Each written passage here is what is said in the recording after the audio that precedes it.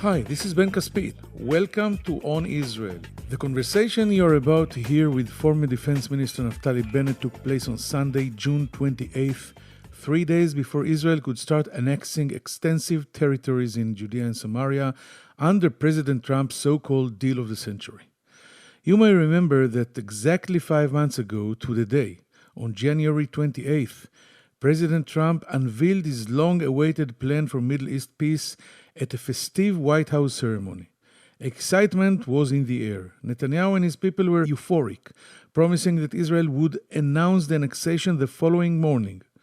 But the champagne bubbles went flat, Netanyahu went home, and the announcement did not come. This was the start of a saga of repeated delays, meetings, consultations, map drawings, etc. Then Israel's elections delayed the announcement. Then negotiations over formation of a new government. And finally, Netanyahu and his former rival Benny Gantz formed a power-sharing government and agreed on an absolutely final target day, July 1st, after which Netanyahu could bring the annexation decision to a Knesset vote. According to the coalition deal, Netanyahu can move ahead even if Gantz objects. He has sufficient backing in the Knesset from Bennett's Yamina party and former defense ministers Avigdor Lieberman, Israel Beitenu, both now in the opposition. Will Benjamin Netanyahu become a modern-day Messiah, the savior bringing redemption of the land of Israel for which religious Zionism yearns? Will Israel make good on the pompous annexation promises? Or is a massive hangover all that will be left of the White House party? For Benjamin Netanyahu, annexation would be the crowning glory of his legacy, the jewel in his political crown. He dreams of imposing Israeli sovereignty over 30% of the biblical lands of Judea and Samaria, the maximum for which the Trump plan provides. What will remain of his dreams? Will he try to have his cake and eat it, or make do with the crumbs? Will he be able to take advantage of the window of opportunity which could close if Trump does not win re-election in November? We will probably have the answers in the coming weeks. Israel's political right is hoping the annexation promise turns out better than did the Golan Heights settlement that Netanyahu named after Trump last year, and which for now consists of a fading sign and a flag. What will remain of the annexation promise? We will soon know. Meanwhile, as is always the case in the Middle East, everything that can go wrong goes wrong in spades. The pitfalls ahead include strong objections by Jordan and the Palestinian Authority, and equally strong objection from Europe, which is threatening to drag Israel to the criminal court in The Hague. The Gulf states, some of them key US and Israeli allies, have also voiced disapproval, surprising in its intensity, and Joe Biden clearly doesn't like the annexation plan. And then there are a host of other potential complications and dilemmas facing Netanyahu and his partners Gantz and Gabi Ashkenazi. The best bet right now is that Netanyahu and his partners will opt for mini-annexation, allowing Bibi to declare victory and survive the fallout. Israel will give up its plan to annex the Jordan Valley and will only annex 2 or 3 settlement blocks, maybe the Etzion block and the settlement towns of Ma'ale Adumim and Ariel, about which there is fairly wide Israeli public consensus. In return, Israel will provide Palestinians with generous compensation, possibly giving them other land near the town of Kalkilia. Netanyahu will be able to blame Gantz for the minimal annexation. Gantz will be able to explain to his electoral base that he blocked more extensive annexation and saved Israel from a disaster. The Palestinians will be able to contain the annexation and move on. Jordan's king will be pleased, and the Israeli and US Gulf allies will nod in approval. But on Israel's divided political right, no one will be happy. A significant camp on the right is pushing for full annexation as per the Trump plan. Another, more radical camp has taken a surprising stand. They don't want any annexation at all because the Trump plan also calls for recognition of a Palestinian state and freeze on construction in the settlements. Our guest, leader of the right-wing Yamina party, will try to shed some light on this and other issues. The high-tech millionaire who served as defense minister until several weeks ago enjoyed a meteoric political rise in the 2013 election, crashed in 2019, and made a brief comeback when he talked Netanyahu into appointing him defense minister. He is now in the opposition. Bennett is a religious Zionist, but also speaks the language of mainstream secular Israelis. He is an entrepreneur at heart, a hard-working go-getter, and he joins us right after a short commercial break. If you're listening to this podcast, you obviously care about the Middle East, and if you do, you should probably be reading Al Monitor. Al Monitor is a global newsroom headquartered in Washington, D.C., with a network of over 160 contributors around the world. Al Monitor offers first-class reporting and analysis from a range of perspectives, and an approach that represents the highest journalistic standards, as well as an award-winning commitment to press freedom and independence. If you haven't done so already, visit us at almonitor.com, check out our articles, and sign up for our free newsletters. There's a lot to choose from, including the Week in Review, an essay that offers unusual insights and forecasts into the region based upon Al Monitor's outstanding reporting. And if you haven't done so, please subscribe to our Al Monitor podcast on your favorite podcast platform, on Israel with Ben Caspit, and on the Middle East with me, Andrew Parasolidi.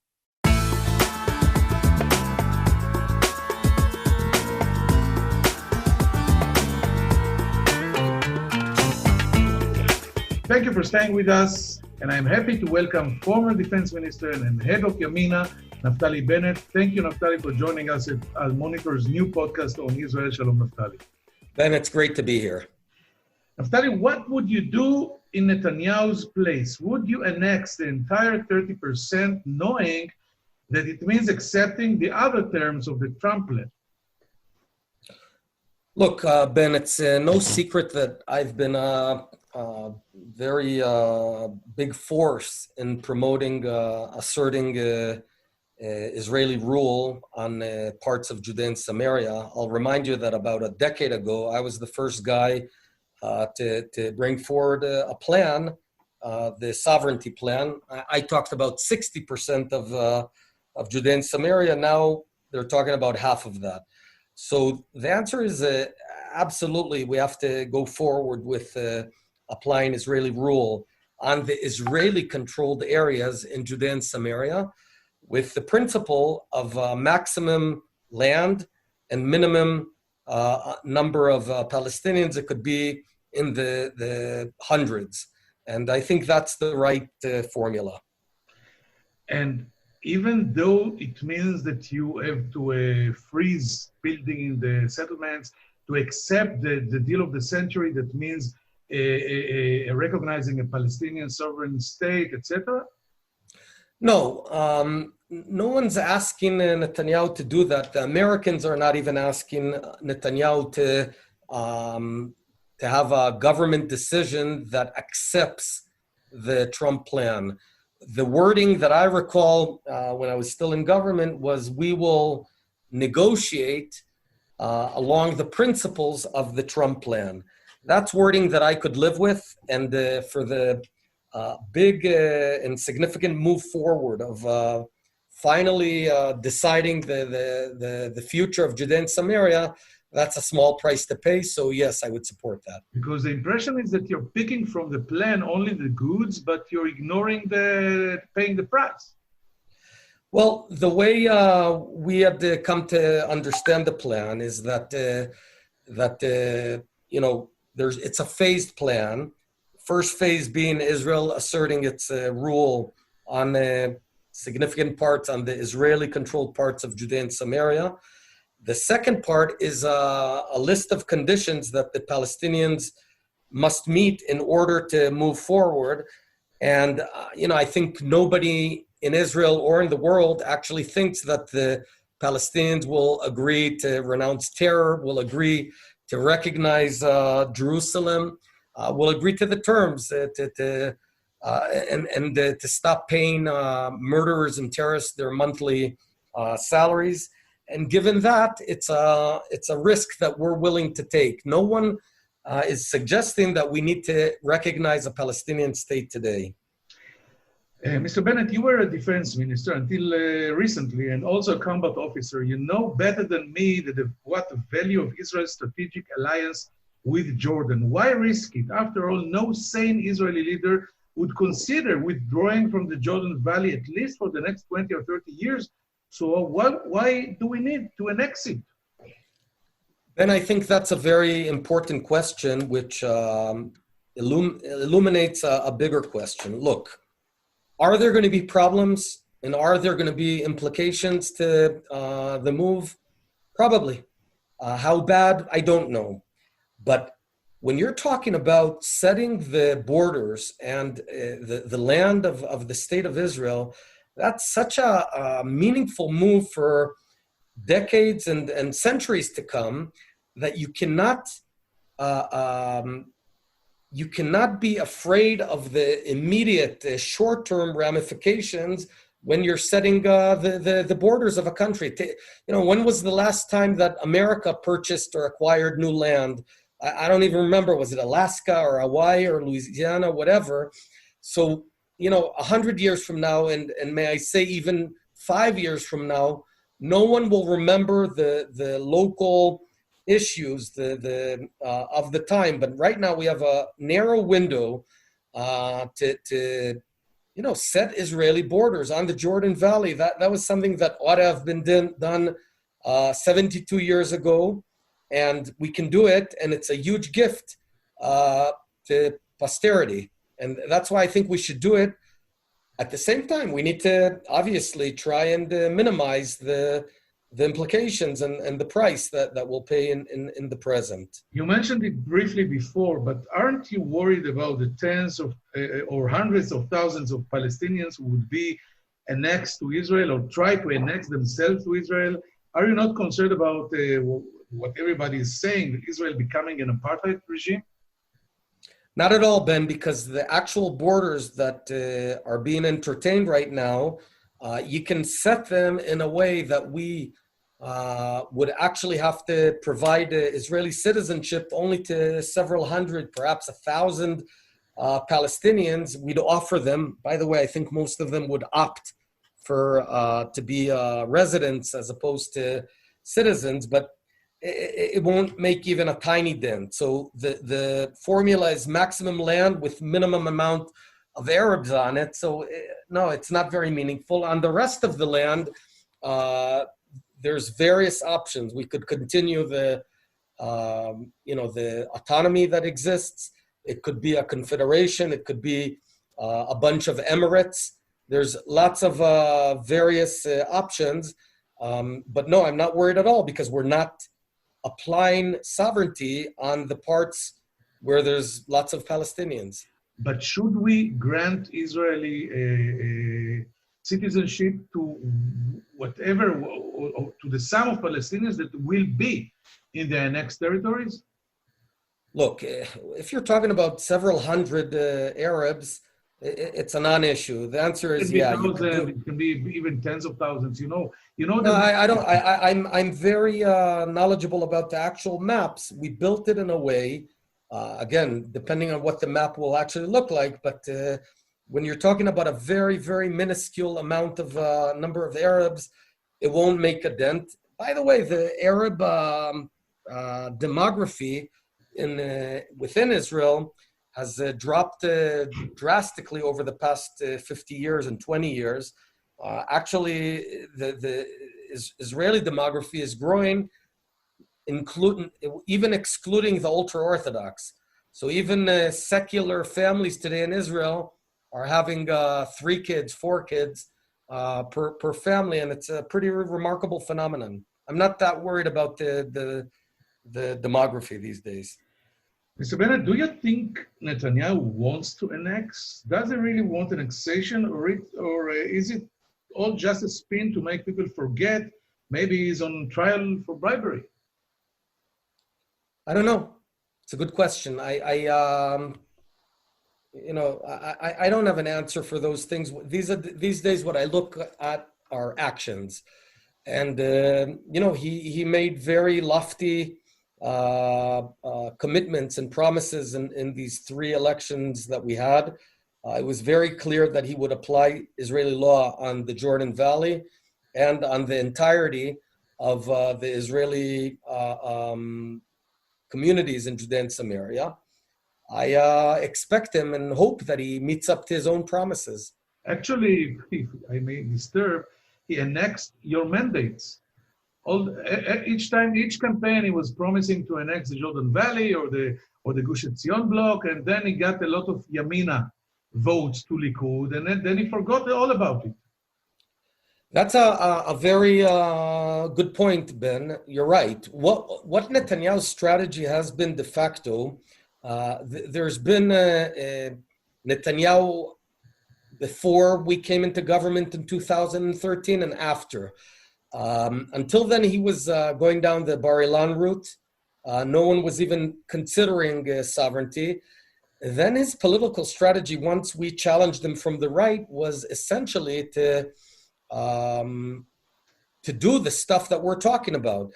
And he did. He moved, I'd say 30% to the right since our entrance, in order to sort of show that you don't need Bennett because I can do Bennett. So it's very satisfying on a material level because he's in effect executing much of our plans. Obviously, it's frustrating on a political level because he tries to show that you don't need us. So it's a very good point you're making. So let's summarize this the annexation issue. I want to ask you the final question about the issue. Look at the dangers inherent in this annexation. An acceleration of a possible war crimes trial in The Hague, a harsh European protest that could include sanctions, a weakening of our alliance with the Sunni and Gulf states, destabilizing the Jordanian monarchy, damaging ties with Egypt. The situation with the Palestinians in Judea and Samaria is relatively calm. Why fix it if it's not broken? And another thing, you listen to all the generals, Amos Gilad, Amos Yadlin, you name it, almost everyone is threatening that this annexation can blow up in our faces. Are you still so clearly in favor of it? Yes, I am, Ben, and it's not because I'm dismissing these warnings, not at all, but it's because of the perspective. I'm taking a perspective of Jewish history and centuries forward and backward, and any big move you make, it's going to be tough. It was never going to be easy. I think there's should be consensus in Israel that the Jordan Valley should be our eastern border. At least, I'd say the mainstream of center and right Israelis would agree to that. And you got to do it when you can do it. I grew up in the high-tech sector, and there's a saying, when do you raise money as a startup? And the answer is when you can. Whenever you can, you raise. And now we can. I cannot recall in Israel's history a window of opportunity. We can set the Jordan Valley as our eastern border. And, when Begin in 81 was about to apply Israeli law on the Golan Heights, there were very similar warnings of Shimon Peres and others that Israel would become a pariah state. It's all in his speeches, et cetera, And in fact, we did get a sanction from America. I believe they stopped for a while a shipment of airplanes to our Air Force. But who remembers that? All we know now is that Golan Heights is part and parcel of Israel. So in the long view of things, it's the right thing to do, but we have to address all these threats that you talked about and try and minimize them as best as possible in light of the decision to go ahead and do it. Now, will it happen? I don't know. It's up to Bibi. As I mentioned before, you've been a defense minister in Israel until recently. I have to ask you something about Iran. Over the weekend, loud explosions were heard east of Tehran. The Iranians claimed the blasts were caused by the oxygen tanks. According to Western intelligence, there are underground missile production facilities in this area. Are you concerned about Iran's determined race toward nuclear weapons? Very much so. A few years ago, I made public a doctrine which I called the octopus doctrine, which in effect said that Israel has to change its strategy. Iran is an octopus where its head is in Tehran, and it's sending its arms to envelope Israel and to shed our blood in the Galilee with Hezbollah, in the south against Gaza with Hamas. And we're playing its game. And its game is that it sends all these arms to hurt us, and we go fight the arms. It's a big mistake. What we ought to be doing, I said in this doctrine, is get closer and closer to the head, which is Iran itself, to try and weaken it, to apply pressure, economic sanctions, diplomatic pressure, and other actions, covert and overt actions against Iran itself, because they've been playing an asymmetric fight. They're hitting us, and we're not hitting them. We're just hitting their proxies. And as a defense minister, I shifted our focus closer and closer to Iran itself. There's stuff that foreign media talked about. I'm not going to... So I have a question about this, exactly this. The mysterious raids in Syria are also continuing all the time. Israel is not taking responsibility for most of them, but the Syrians nonetheless blame us. The Iranians do not show any signs of pulling out. At the end of the week, the commander of the Revolutionary Guards, Al-Quds Force, visited Syria. How do you see Israeli-Iranian tensions in this arena? We got to get Iran out of Syria. That's our goal. It should not be anything less than get out of here. You've got no business in Syria. And I'll tell you, Ben, why I think we can win. But first of all, if we don't act, and we don't act very aggressively to get them out, we'll wake up 3 years from now, 5 years from now, with 100,000 rockets in Syria on the Golan Heights border, and we'll be a hostage to direct Iranian threats. What happened in Lebanon, and back then there was someone who fell asleep as a defense minister and didn't act. Why are we going to win? I'll tell you why. Because we care more. For Iran, this is a military adventure 1,000 kilometers from home. We can turn, and we are turning Syria into a Vietnam for Iran. They can just find themselves deep in this swamp, losing lives, losing money. For us, it's not an adventure, it's our lives.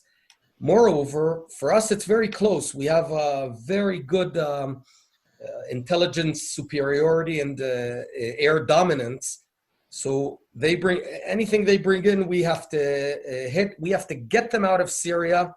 They've got no business here. Iran is at its weakest spot in its history since the revolution in '79. They should be focusing on the welfare of their people. They've got corruption. They've got poverty. They've got corona. They've got everything there. And get out of Syria. And that should be our strategy. That's the strategy I set as defense minister. And I hope to see that strategy continuing over the next few years. Do you see signs of success? Yes.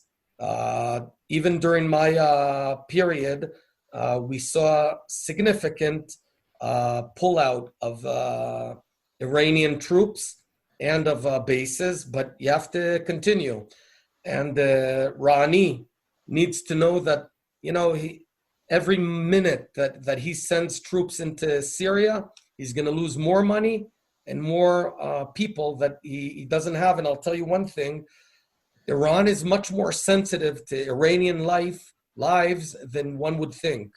In the war against Daesh, against ISIS, they were very keen on and happy to shed other people's lives. But when Iranians started coming back to Tehran in coffins, they pulled out.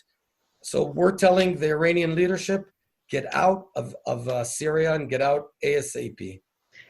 Last question, Naftali Bennett, with your permission, about the coronavirus. As defense minister, you joined, maybe you feel even led the fight against the epidemic. Israel started out well and was one of the safest countries in the world in terms of infection rates. Right now, we are seeing a dramatic rise in infection to the extent that Europe is banning Israelis from traveling there. Where did we go wrong? Well, over the past couple of months, there's been a degree of incompetency that I've rarely seen in my life. It seems that our two prime ministers, Netanyahu and Gantz, are preoccupied with everything but the COVID. We've got 1 million unemployed. And what we have right now, as we're speaking, is a massive leap in infections. And the government is talking about a second shutdown, which would be an unmitigated disaster on small businesses and on people's living. Ben, I put together a plan about 3 weeks ago. I called it Towards the Second Wave, what Israel needs to do to prepare, and they've not done it.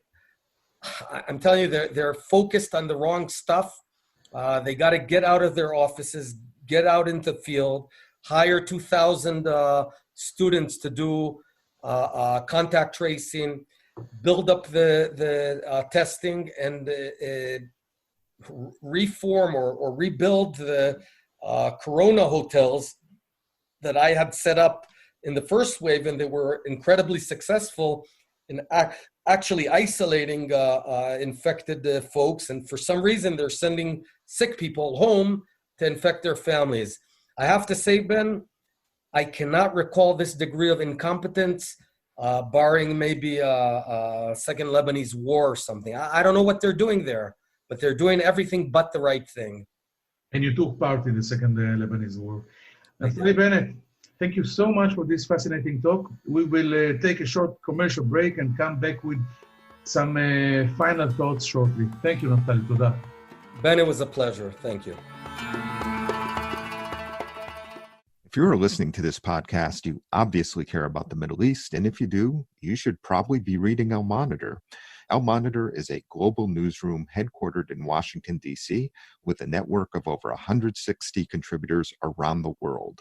Al Monitor offers first-class reporting and analysis from a range of perspectives and an approach that represents the highest journalistic standards, as well as an award-winning commitment to press freedom and independence.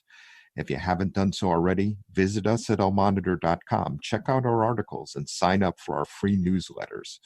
There's a lot to choose from, including the Week in Review, an essay that offers unusual insights and forecasts into the region based upon Al Monitor's outstanding reporting. And if you haven't done so, please subscribe to our Al Monitor podcast on your favorite podcast platform, on Israel with Ben Caspit, and on the Middle East with me, Andrew Parasolidi.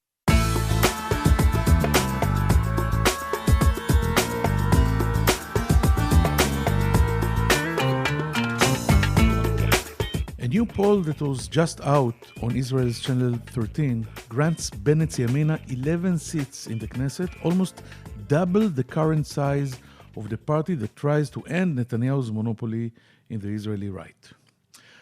We heard today a renewed, sharp and confident Bennett, not taking any prisoners, not regretting anything, full of energy and self-confidence. Israeli history shows too many cases of self-confidence that ended in a fiasco. But Bennett is an optimistic guy.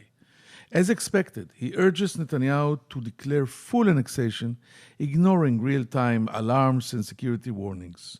The real surprise and headlines he gave us were focused in the Iranian front. Former defense minister is sure Israel is winning the war against Iran in Syria and urging the new government to push forward in full speed and turn Syria into Iran's Vietnam. Hope you enjoyed it. See you next time, next Monday, on Al Monitor's new podcast on Israel. Take care.